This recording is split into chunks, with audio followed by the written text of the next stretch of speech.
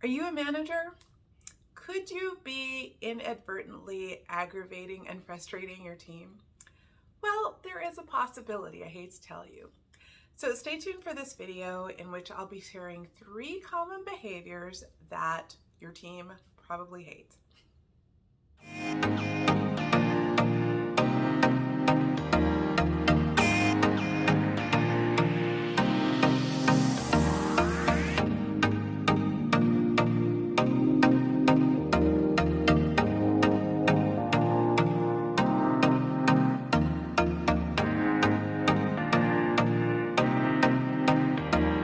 Hi, I'm Dr. Patricia Thompson. I am a corporate psychologist and executive coach. You can find me at silverliningspsychology.com. On this channel, if you haven't been here before, I share all sorts of tips, tricks, and techniques that will help you to be more successful in the work world. So make sure to like, subscribe, and hit the bell if you haven't done so already. And check out my website if you want to learn about the services that I offer, everything from executive coaching to team building and trainings. And I've also got a lot of online courses on there as well that will help you to be more effective in the work world. Okay, so let's get to this topic of behaviors in managers that you might inadvertently be doing that your team actually hates. And I'm familiar with a lot of these because as an executive coach, I coach a lot of people at various levels within the organization. And regardless of the level in the organization, most of them, the vast majority, have a boss. And so I get to hear about how they interact with their leaders and, what's most effective, what their gripes are in terms of working with their leaders, and things that they wish their leaders would do differently. And there are obviously a lot of things that I hear in those settings, but I wanted to share 3 of them that I think are very actionable that you can do something about starting today that will help you to stop frustrating your team and help you to be more effective as a leader. Okay, so the first gripe that I hear a lot is that my boss doesn't give me enough feedback. I want to know where I stand, and my boss never tells me anything. And, this one isn't really that surprising to me because when I have led seminars on how to give and receive feedback, one of the very common findings is that, anywhere from about, I'd say, 2/3 to 3/4 of people say that they find giving feedback to be very challenging. And typically when people are thinking about giving feedback, they're talking about constructive feedback. And so they can find it difficult to, I guess, people give people guidance about how they could improve, but also just quite frankly, how they're doing. And so if that's something that's a challenge for you as a leader, I would first of all say that you need to do something about it because quite frankly, that's your job. Letting people know where they stand and how they can grow is something that will help them to be more effective and also help you to get better results from the organization. And so kind of realize that that's part of your job. You're a coach as well as the leader. And the second thing is just to be really more intentional about doing it. And so if you see an opportunity to provide feedback, don't let a lot of time go by. Instead, reach out to the person and give them some coaching or tell them what they could tweak or tell them what they did really well. Because, the more that you do that, the more comfortable others will be in receiving it. They'll come to expect it and you'll be able to help them grow. Another good thing that you can do in terms of modeling the importance of feedback is asking for feedback yourself. Because when you do that, that normalizes feedback. It doesn't seem as punitive because you're open to growing. And instead, what you're doing is creating a foundation and an understanding that having a feedback-rich environment is really important. The last thing I would want to say about feedback is be intentional about giving positive feedback too. You should be giving typically way more positive feedback than constructive criticism. So notice when you catch people doing things well and reinforce them for it. And as opposed to something general like great job or keep doing what you're doing, try to be more specific. Tell the person specifically what they did well and how they can maybe be more intentional about leveraging that in the future, or keep doing what you're doing, but again, kind of giving them the specific thing that they should keep doing so that they have greater insight and awareness in terms of how they're performing. Okay, the second behavior that often aggravates people is when your boss lets poor performers slide. Now, obviously, if you're a poor performer, that's probably not going to bother you too much.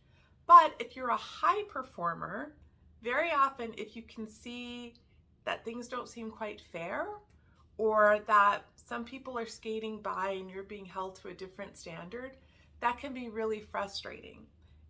One thing that I hear commonly from a lot of high performers that are on that kind of team is that, their reward for doing good work is that they get more work piled on them. Meanwhile, other people who are underperforming seem to be skating by. Now, one way to address this, obviously, is if you're someone who doesn't give feedback, then making sure that you're giving more feedback to the poor performers so that they can improve.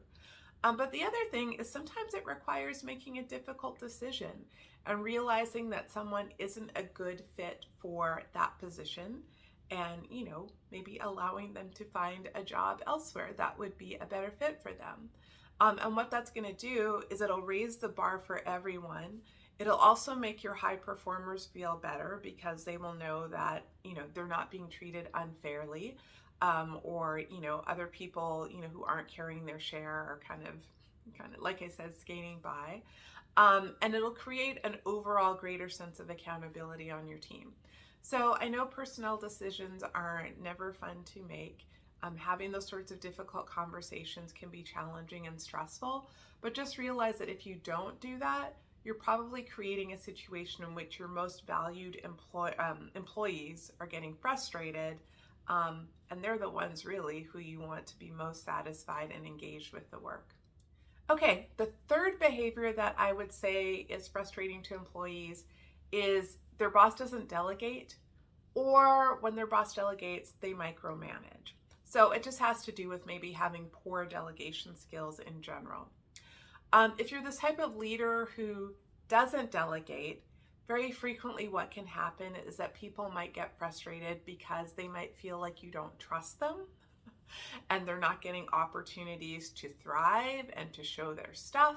They might not feel like they're getting the same visibility with, maybe leaders who are up, or they might not feel like they have autonomy to do projects on their own. And so if you're holding everything to yourself, it just kind of undermines your team's feelings about, I guess, how you think about their capabilities. On the flip side, if you do delegate but you micromanage, you can create a similar dynamic where people again feel like you don't trust them. It can be aggravating to have someone breathing down your neck all the time, checking on your performance, maybe making changes to things that aren't substantive. Sometimes if you're changing something but it's really a stylistic issue or it's something that you would do differently, but what the other person's doing isn't incorrect, then again, you can undermine their performance. A lot of times what I see happening with bosses who micromanage is it makes people actually work less hard because they kind of feel like this is all going to get corrected anyway, or, this could be my best thinking, but this person's going to change it all and have it go the way they want it to go. And so they don't feel the same level of ownership for the task.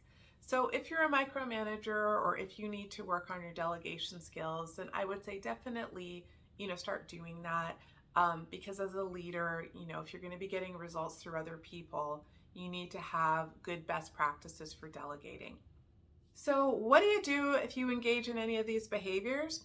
Well, that goes beyond the scope of this video, but what I would encourage you to do is to check out my Accountability Bootcamp for Managers.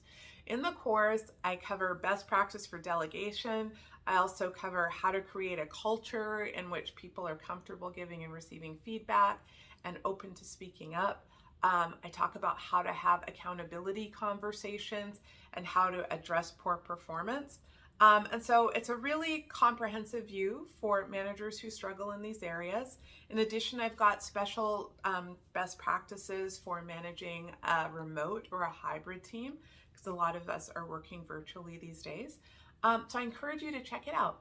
I will include a link to the video not the video, sorry, the course in the description below. And if you have any questions about it, then do feel free to reach out to me. So anyway, that's it for this video. I hope that you, if you do engage in one of those 3 behaviors, that you'll check yourself and make a plan to stop. As always, please like, subscribe, click the bell. And if you have any additional comments, maybe things that I didn't mention that aggravate you, please put them down below. Maybe I can make a follow-up video. And I'll see you next time.